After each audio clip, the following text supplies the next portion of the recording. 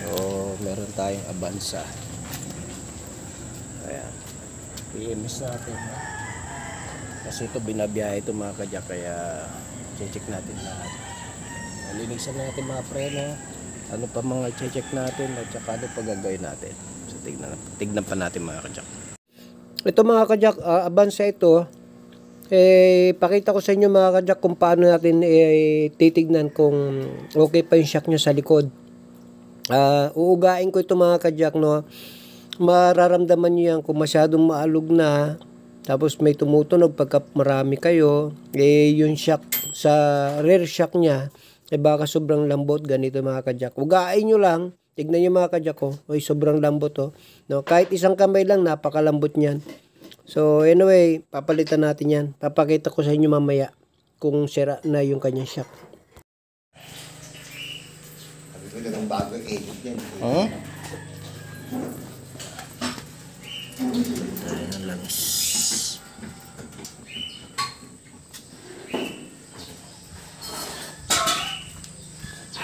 Palit naman tayo ng shock. Madaling ako dun mo. Dalawang shock. Kaya mo si Diego Santos. Yung tagal na sumelo. So tinatanggal yung dalawang shock. Check natin mamaya. Yung Audi nga. Lambot na yan. Siraan. Kaya pala bagsak na yan. Ayan. Siraan. Malambot na siya. Masyadong malambot na. Ayan. Dapat yan. Pagka mag-ano pa. Magbabawas yan. Wala. Wala na yan. Minsan yan, hindi mo halata na kasi hindi tumatagas. Kasi nababasa lagi kaya hindi mo halata. May tagas naman kaunti lang. Pero pagka inuga mo yan, malalaman mo. Dito, malalaman mo kung mabounce eh. Ito, maganda pa shock nito siguro. Ayan, tigas pa. Tigas pa. Isa, ganun-ganunin mo, lambot nito eh. Mabilis bumagsak kasi laging sinasakyan ng pasahero to eh. Normal yan. Palit tayo ng ATF nung Mobilio, Honda Mobilio. So kung hahanapan nyo ang dipstick na Mobilio, kung saan magsasara ito, nakikita nyo yung mga kadyak ko. Yan. Alisin nyo lang yan. Yun. So dyan magsasalin. Alisin nyo lang yan.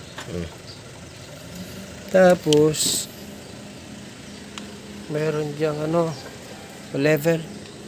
Yan yung inalis na yan. Yan. Pagka naglagay kayo ng ng transmission fluid, alisin yan. Para pagka tumulo na, puno na, ibig sabihin. Kung hindi nyo alam gawin yung ganon, ibig sabihin to, pwede ito. Sukatin nyo. Tignan nyo mga kadyak ko. Transmission fluid, automatic transmission fluid ng Mobilio. Grabe, ang dumi. So,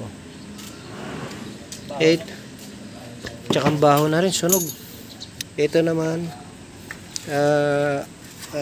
langis ng engine oil. So, sabay na natin pinalitan. So, ito yung sa may automatic transmission. Ito yung engine oil, halos magkakulay lang. So, anyway, ito. Honda Mobilio ang ginagawa natin mga kadyak, PMS. Tapos sa kabila naman yung mga pang ilalim, Avanza naman yung pang so ito heavy PMS ang ginagawa natin dito, kasi bagong bili ng may-ari, syempre babaklasin natin yung mga throttle body niya. Ito yung kanyang EGR. Nililinis niya mga kadyak. Honda Mobilio ito ha. Yan. So mag-ingat lang. So pagka nagbaklas kayo ng headlight pala nito mga kadyak, huwag nyo kakalimutan, meron dito, alisin nyo itong bumper. Merong tornilyo dyan sa ilalim. So hindi nyo basta-basta makukuha yung tinatawag na headlight kung hindi nyo alisin yung tornilyo dyan sa ilalim mga kadyak. Yan, kita nyo yan. Yan, tornilyo yan. So, sasali na tayo ng CVT fluid ng Honda Mobilio. Ayan, CVT yan mga kadyak na.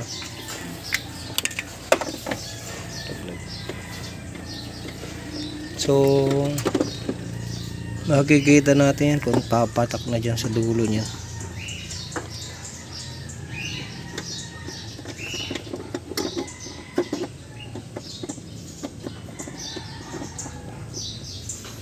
Yun, linis. Oh, kita niyo mga kajak. Oh. Dami. Super niya naman yung ano, kulay. Oh. Linis. Anong kailangan, anak?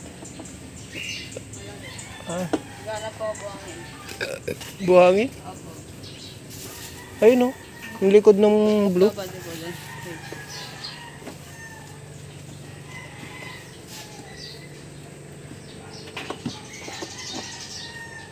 Oo, okay. Okay. So, okay. Wala na pala. Sige, hindi, takpang muna. Tutulo lang yung tatapon lang. Ginojok mo ko eh. Ilalagay daw tapos no? Nakit no? Ginojok tayo. Ubusin natin. Oo nga pala, sabi niya eh. Oo nga pala. Balik na. So, yun no.